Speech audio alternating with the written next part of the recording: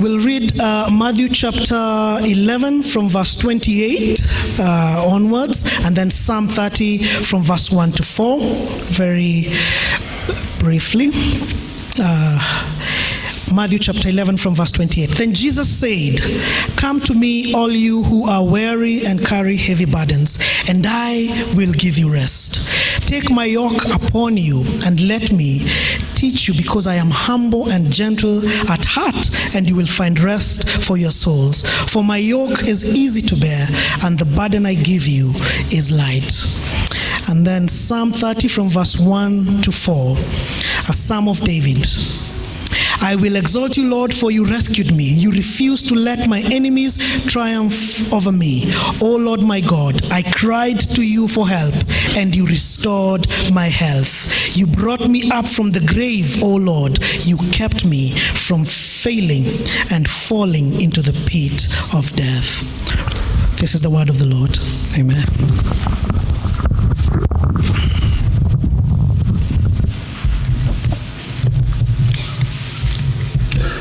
Praise God, church. Praise God again. Thank you, Pastor, for the introduction. Thank you for the hospitality.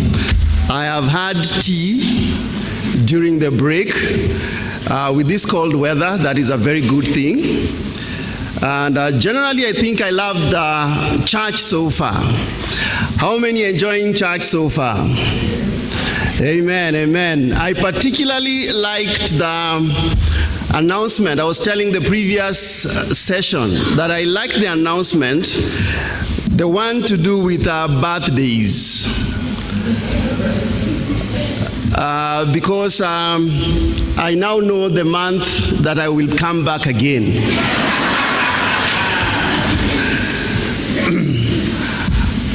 As has been said, my name is Evans. I'm a consultant psychologist. I'm also an addiction professional. And every time I'm introduced as an addiction professional, people think that I'm an expert in the use of substances. I want to tell you, no, I am an expert in helping people who have problems with substance use disorders.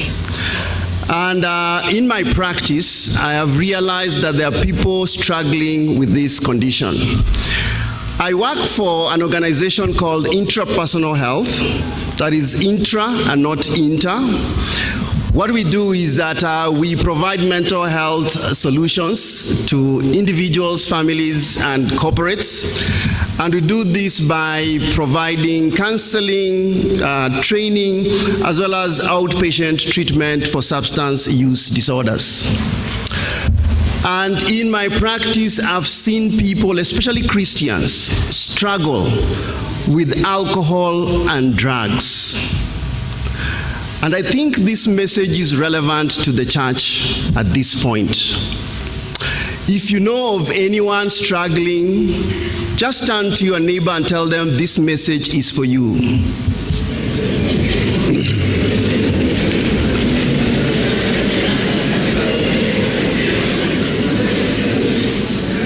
If you are trying to help somebody who is struggling, tell them this message is for you.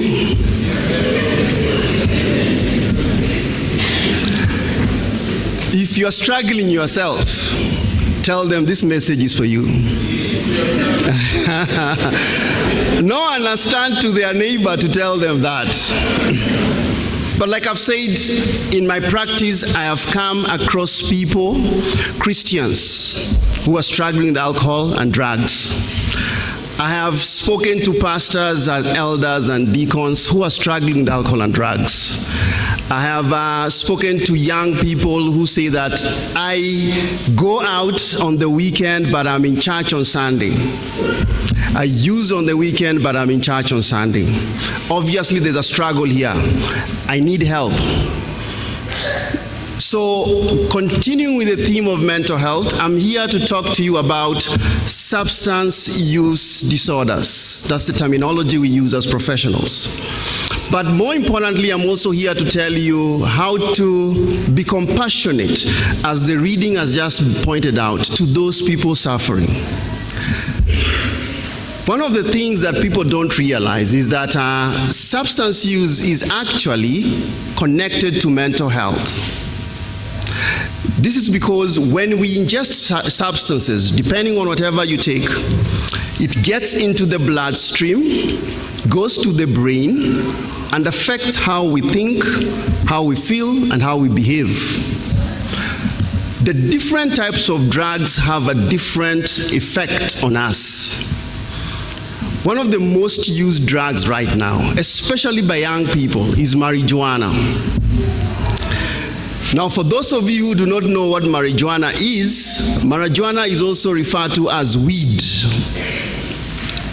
So if you hear people talk about weed, they are not talking about the grass outside. They're actually talking about psychoactive substance. But the thing that I've seen is that many people in high school now and in universities are using weed almost like a rite of passage. The thing they don't know is that long-term use of weed will cause psychosis. Psychosis is what we refer to as kuchizi.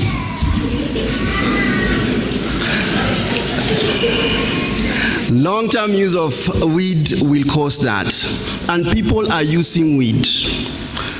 People are also now using what is called ecstasy. Ecstasy is defined as the love drug.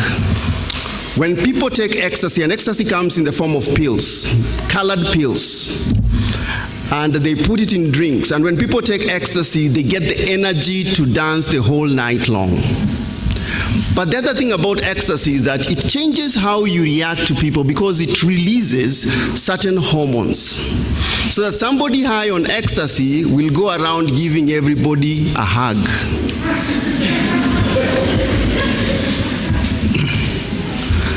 Long-term use of ecstasy causes serious problems.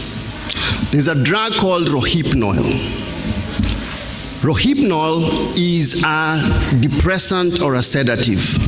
It's a dangerous drug. It's the drug that people are using to spike drinks.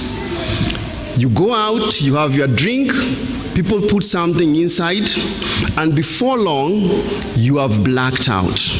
It's also referred to as the date rape drug, because it knocks you out for almost 9 hours and you completely cannot remember what happened to you. And it's being used, it's here. Then we have what they call the designer drugs. These are drugs that have been made in laboratories. One of the most dangerous designer drugs is called LSD. Now, LSD stands for some chemical composition that I will not talk about here because I know you will not remember even when I tell you. But what you will remember about LSD is that LSD is a powerful hallucinogen. It makes you see things that are actually not there, and hear voices that are not there. Oh, you're already hearing voices.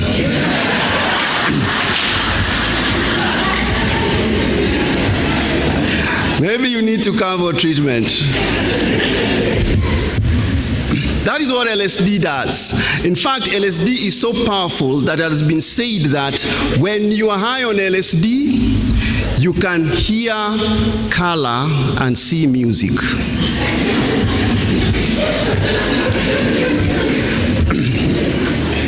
Can you hear that color?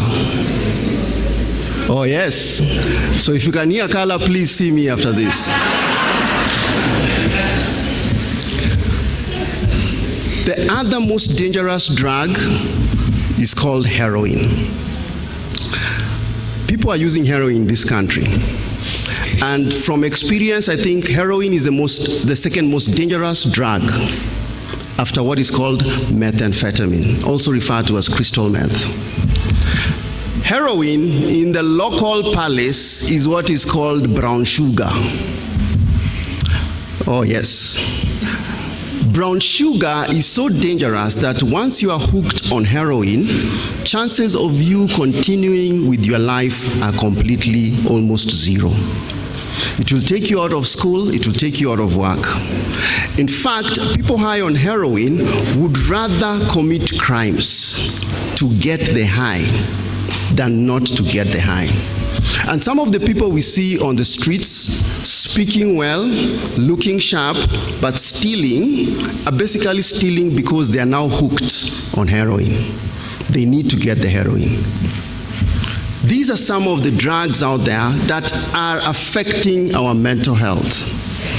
Then, of course, there is the one that is most abused, but also very legal: alcohol. Alcohol also affects our mental health. People really don't know what alcohol is. And one of the things I want to help you understand is alcohol is both a poison and a depressant. Initially, what alcohol does is that alcohol gets you a bit free and intoxicated, but in the long term, what alcohol does is that alcohol causes problems with your mental health. If you go to Mathare, because I've gone there and seen patients, or to one of these mental health facilities, it is said that close to 30% of people with psychosis were using alcohol at some point. Long-term use of alcohol will cause you problems. If not psychosis, it's going to cause you depression. So the question that arises is that if this is what drugs do, why do people continue taking the drugs? Why do people continue taking alcohol? We say that you don't get to that point all at once. You get there gradually. And my technical person up there, please just forward the slide to the first stage. Just go ahead. Go ahead. Go ahead. There. Thank you very much. We don't become addicted overnight. We take our time to get there. And it starts gradually. You know, the first point of addiction, we normally say that you cannot get addicted unless you use, whether it is alcohol or other types of drugs. So people start by experimenting. And some people, that has a very negative effect on them and they stop. But for others, it's good and they continue. The early stage of addiction, what happens is that people start to use what is called socially. You know, we look for opportunities and functions to drink, if that is the drug of choice. We drink during a birthday party, and we drink during circumcision, and we drink during funerals. So that is called social drinking. So we get opportunities to drink. But as we do that, what happens is that we slowly develop tolerance and we increase the amount of drug that we take. But an important thing also happens when we start out to use drugs. We realize that the drug helps me deal with issues. Whenever I'm bored, the drug or the alcohol will take away the boredom. Whenever I'm sad, the drug or the alcohol will take away the sadness. Whenever I am stressed, I will do the same. So that initially, what happens is that people take alcohol and drugs to try and deal with something. I was telling the previous session of an elder and a pastor who had a job but also was serving in the church. And the sad thing happened. He lost his entire family in a tragic road accident. The wife and the kids. And of course, it's a very sad thing. But because we believe, he said it's all good. Went through the process of burial and then got back home. We say that it's after the funeral that the effects of loss sink in. When you're alone in the house and everybody else is gone. Those people had come to comfort you are no longer there. So that's when the effects of loss sink in. And for him, the problem was, why did this happen to me? I am a Christian. I'm a believer. I worship, and I serve the church. So why did God allow my entire family to perish? And that thought was with him throughout. I don't know whether you have been in this situation where you have a thought that does not seem to leave you. You wish you could open your brain and remove that thought. So that is the situation that's the situation he found himself. So that he was not able to sleep at night. So he kept turning and tossing, but sleep could not come. The thought was, why did this happen to me? Now, like I said, this pastor elder was also working. So the point to go back to work came. So he went back to work. But when he went back to work, he was not able to perform. And soon the boss realized that you are not performing. What's going on? And of course he knew. The reason he wasn't performing is he wasn't sleeping at night. So that in the morning he still had no sleep. He was required to perform, but he was not able to sleep. His job was now in a jeopardy. So of course, the solution that he wanted was to sleep so that he could go back to work. And he tried everything.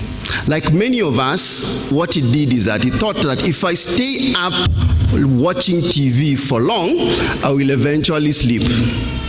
So he did that and he never slept. So he moved to the next phase. He said, let me take Puritans. So he took 1, 2, did not work. So he wasn't able to sleep. But remember, he's supposed to be at work. Finally, his brother, biological brother, came to him and said, I have seen and I've heard that you are having difficulties. Come, let's have a talk. So what did he do? He took him to a bar and told him, here, take a sip. Let's talk about what is going on. Of course, he said, man, I am a believer, I cannot drink. Just one. So he took the sip, and of course, he drank and drank. And that night, he slept like a baby. See, he wanted a solution. Si amepata. You know, he continued to drink. And 30 years later, when he came for treatment to us, when he was an alcoholic, he couldn't even remember how he had started. Many of us struggling with alcohol and drugs are trying to deal with something. And one of the things we do in treatment is try to help you to resolve that thing that you're trying to deal with. That usually is the beginning. We are trying to deal with something. For some people, we are trying to deal with depression. So I get a solution. I'm trying to deal with my family, so I get a solution. And indeed, it's a solution. But the solution will bring you to treatment at some point. Then we get into the second phase called the transition phase towards addiction. Now, this is the phase where we have developed tolerance, and we are now starting to take a bit more often. We are not just binge drinking, but we are now almost drinking a lot. We are drinking in what the young people say, we drink to get wasted. Jana, I was wasted. Now that is what happens. And it can take time to get there. So the getting wasted is where you drink to the extent that you don't know what happened to you. But the thing about getting wasted and this stage of addiction is that people begin to notice. People begin to notice that you're no longer dressed as sharp as you used to dress. What's happening? You're no longer attending the functions you used to attend. What's going on? You no longer come for certain things. And when people raise a concern, we get angry. Kwani pombe ni yako? We get angry. But we also realize that I could be having a problem. It's at this stage that people start to notice that I could be having a problem. And what we tell ourselves is that I can stop when I want.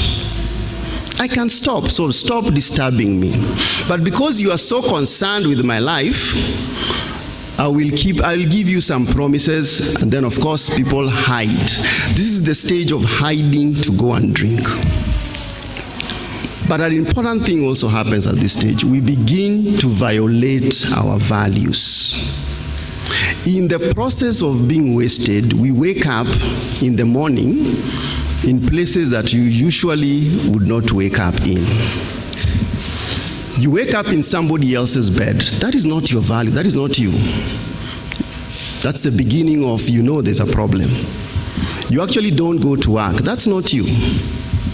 You steal so that you can go and get a drink. That is not you.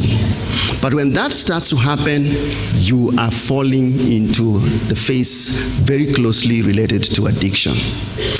Then we move to the next phase. This is now addiction proper. Now, the thing about this stage is that, remember what I said about drugs? Drugs, whichever way you take them, whether you inject or you smoke or you drink, eventually cross the blood-brain barrier and gets to the brain. Just show me the image, please. Just show me the image. The first, yes. And what happens is that addiction eventually changes how the brain functions. In the past, we used to think that addiction is because this person is bad and this person has refused to stop. Science has shown us that addiction, by the time you get to that stage, is that this person has a problem in the brain.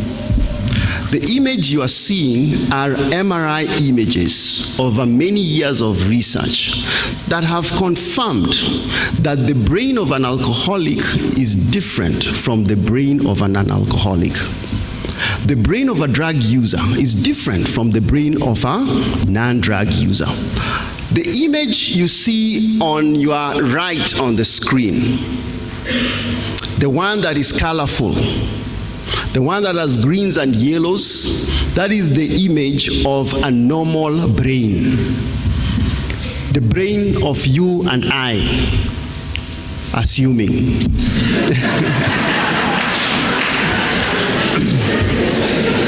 We can never tell. We need to do a scan.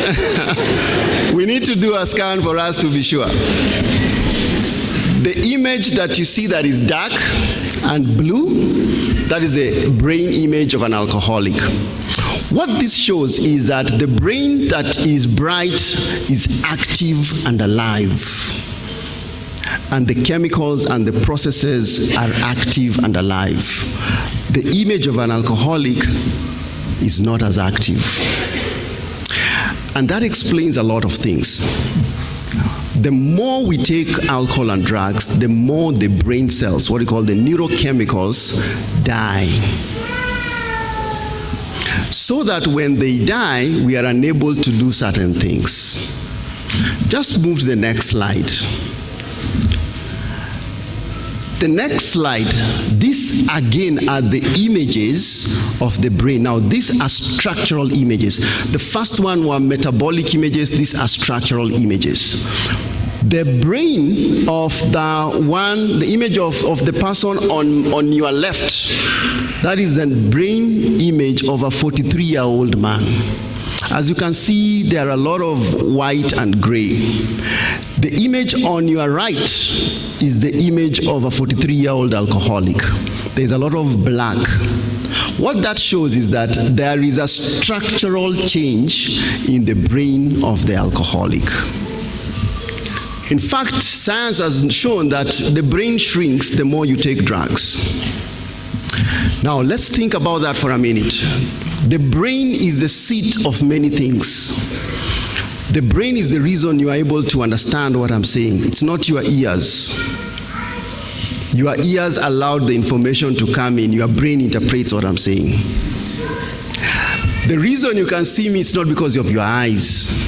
Your eyes allows the light. Your brain interprets an image. The reason you can make decisions, go to school and do many things is because of your brain. The reason you can control your emotions is because of your brain. The reason you can relate with others is because of your brain. Now, if your brain has stopped to function properly, then you cannot make decisions. You can say that I will be at work tomorrow, but I will not come because I'm intoxicated. And we shall wonder, why didn't you come? You can say that I will come and see my daughter in school, but you will not make it because your brain is not thinking that way. You will make New Year's resolutions that you're not going to keep. You will get angry and shout and become aggressive because the part of the organ responsible for controlling emotions is now affected. And that is the thing about addiction. Beyond a certain point, addiction is a disease of the brain. No wonder we tell people not to, and they agree they will not do, but they go ahead and do anyway. Something is wrong. I mean, think about it. People drink until they are sacked from their jobs. And I've seen many people who have been brought, and HR has warned them that if you drink again, you are going out this door, and they continue to drink. People drink until they die of liver cirrhosis. And I've seen people who the doctor told them, if you continue, you will die. They continue nonetheless. People drink even when their family is about to leave them. People drink the school fees, people drink their children's school fees, people drink the rent. You cannot do that unless you are sick. No one in his right mind wants to hurt himself or herself. No one. They are sick, and science has shown they are sick.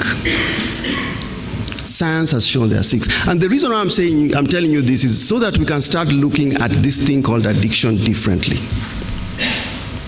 Addiction initially is your choice. But again, it's possible it's your choice because you are trying in a wrong way to deal with a problem. Beyond a certain point, it's no longer your choice. You are in bondage because the brain has changed. And I know people who are in addiction and who constantly struggle not to get there. The American Society of Addiction Medicine has now over time, so you can change the slide, I've now over time concluded that addiction is a relapsing brain disease.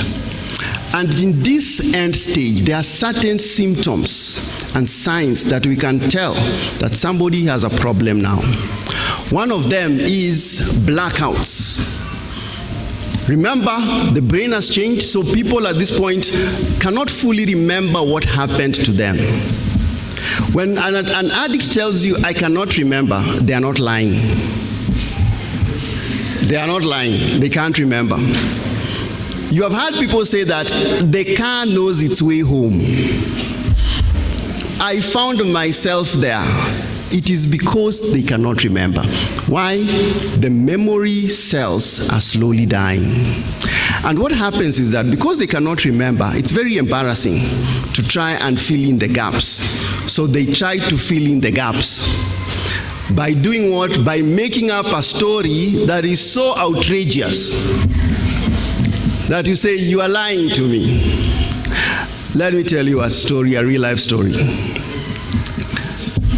There is this wife who came and said, my husband is lying. He has so many lies that I don't know what I'm going to do with him.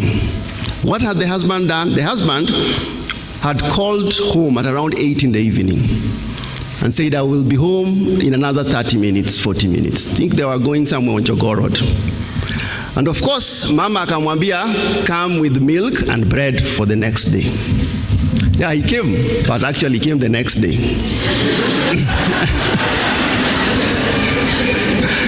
And he came and said, ndio hii maziwa na mkate.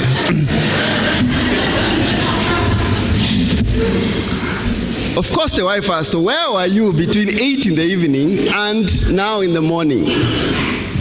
Of course, the thing is, the guy cannot remember where he was. But you know, you cannot say, I cannot remember where I was. So what addicts do, they develop a story. So he started telling the wife, let me tell you what happened. We were on Jogoo Road. Punde si punde, the police came. And tukatoka mbio. We ran, we passed pipeline. Then, of course, we hid. We did not know why the police came. All we had were gunshots.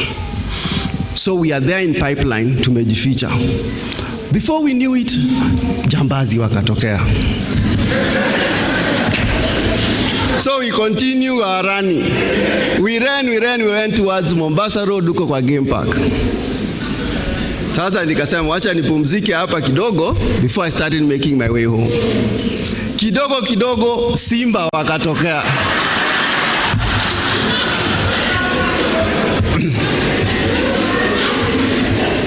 That is how I ran and gradually walked back, and now I am here. When you start hearing stories that don't make sense, know these guys' brain cells, especially the memory ones, are now dying. One of the symptoms. The other is that they start taking drinks in the morning to feel normal, what you call kutoa lock. Kutoa lock is basically a way of trying to feel normal because the brain is now so used to the presence of the drug. Accompanying that are withdrawal reactions. People who have gotten to this stage will struggle not to drink. But when they don't drink, they develop new problems. They have hallucinations, they have nightmares, they dream at night, they have shakes. To stop all those things, they have to drink. So that the shake is an advanced level of addiction. There are people you cannot take tea in your house. Kwa sababu by the time you give them a cup of tea and tell them to put sugar on it, it's not going to happen. The sugar cannot move from that place to the cup. There is no sugar. So they would rather tell you, asante sana, mimi sikunywi na sukari. I've talked about using in spite of consequences. They will continue using even when they're told this is going to harm you. That is a stage of addiction that now they have reached addiction stage. And lastly, of course, is that they get to a point where they start wondering about themselves. They start asking, what is wrong with me? I'm being sacked, my family is going, I have tried, I have broken so many New Year resolutions. I might as well just die. So that the addict at some point is not drinking because they are enjoying. They are drinking to look for a way to die. They want to drink until they die. Like I've said, no one in his right mind will harm himself unless he is sick. And what that means is that when we see that, we need to reconsider our condemnation.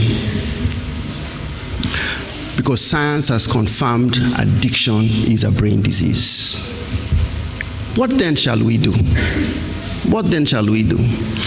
I guess the first thing that we shall do is to receive those who have this problem, to accept and to give them understanding. We have just been given a reading here. Come to me. I guess that's what we need to do. We need to realize that there is a problem that unless I come forward for help, I will not manage. We need not to condemn because God is not condemning. What that means is that we need to understand without condoning. We say, do not condemn, but do not condone. We need to understand that this person has a problem, and maybe I need to pray for them. And for this person with a problem, we need to come because at the end of the day, I've said addiction is a bondage, and we know the only person who can break bondages is Christ. But beyond a certain point, Christ has given us tools. Come to a professional, and you'll get the help that you need. What I've been trying to tell you is that there is a way that we get to bondage.